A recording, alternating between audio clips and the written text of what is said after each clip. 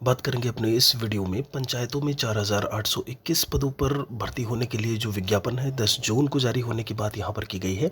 साथ में जब हम सिपाही भर्ती परीक्षा की बात करें जो कि लीक हुआ था और उसके बाद कैंसिल होने के बाद फिर से री एग्ज़ाम और उत्तर प्रदेश में प्राथमिक शिक्षक भर्ती के कितने पद हो सकते हैं उसके संदर्भ में चर्चा अपने इस वीडियो में हम करेंगे।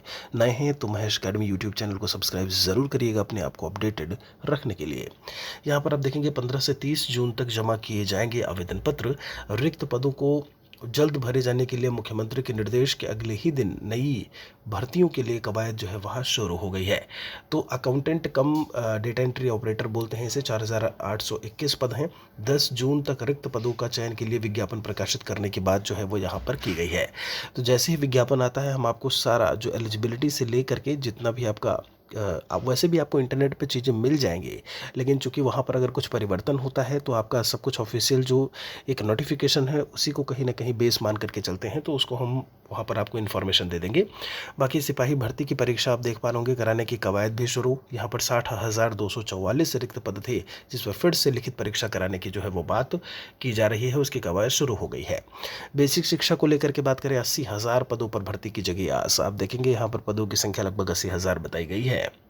एक बार कमेंट सेक्शन में आप भी ज़रूर लिखिएगा कि कितने पद, क्योंकि आप अब तक 97,000 पदों के बारे में भी सुनते हैं, 51,112 पद अभी आपने सुने, आपने 17,000 पद भी सुने। जब हम विधानसभा चुनाव के पहले की बात करते हैं, आपने ये भी देखा कि जब हम सालाना बात करें तो 8 से 10,000 जो रिटायरमेंट्स हो रहे हैं उनसे भी पद रिक्त हो रहे हैं। तो आपके हिसाब से कितने पदों पर भर्ती आनी चाहिए या कितने से कितने पदों पर भर्ती आनी चाहिए, कमेंट में लिखिएगा ज़रूर। एक बार यहाँ पर आप देखिएगा तो फरमान के बाद बेरोजगारों की आंखों में एक बार फिर से चमक पैदा कर दी है। तो ये बात तो बिल्कुल सही है कि जिस तरीके से यहाँ पर योगी सरकार एक्शन में आई है, लोकसभा चुनाव के जो नतीजे रहे हैं, यूपी में जो करारी शिकस्त रही है जब हम बीजेपी गवर्नमेंट की बात करते हैं, उसके बाद यहाँ पर तो वह आंखों में चमक पैदा करने जैसा ही है।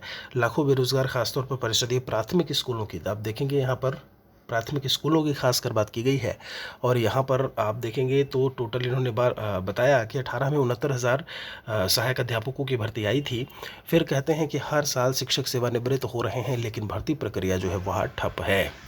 12 जून 2020 को सुप्रीम कोर्ट को दी हुई जानकारी के अनुसार उस समय तक परिषदीय प्राथमिक स्कूलों में शिक्षकों के 51,112 पद खाली थे। तो आप देखेंगे 12 जून 2020 को यूपी गवर्नमेंट के द्वारा, इसी बीजेपी सरकार के द्वारा ये बात स्वीकार की गई कि हमारे पास इतने पद अभी रिक्त हैं परिषदीय प्राथमिक विद्यालयों में। और उसके बाद बात की जाए कि दावा है कि हर साल औसतन 8 से 10,000 8,000 लगभग शिक्षक जो है वह सेवानिवृत्त हो रहे हैं। तो इन्हीं को जोड़ करके कहीं ना कहीं ये 80,000 पद जो है वो यहाँ पर बता रहे हैं। आप भी एक बार कमेंट में लिखिएगा ज़रूर। और आज ही, जी हाँ, आज 8/6/2024 है, शाम को 6 बजे माननीय मुख्यमंत्री जी के समक्ष प्रस्तुतिकरण किया जाना है। और इस डिपार्टमेंट में आप देखेंगे तो यहाँ पर आपका, जब हम उत्तर प्रदेश शिक्षा सेवा चयन आयोग है 6 नंबर पर, उनके साथ भी मीटिंग है। तो कुछ ना कुछ निष्कर्ष यहाँ से ज़रूर निकलने वाला है, आप सभी को अवगत हम ज़रूर करवाएंगे। वीडियो को बाकियों तक शेयर ज़रूर करिएगा। मिलते हैं एक और वीडियो के साथ में। जय हिंद, जय भारत, वंदे मातरम।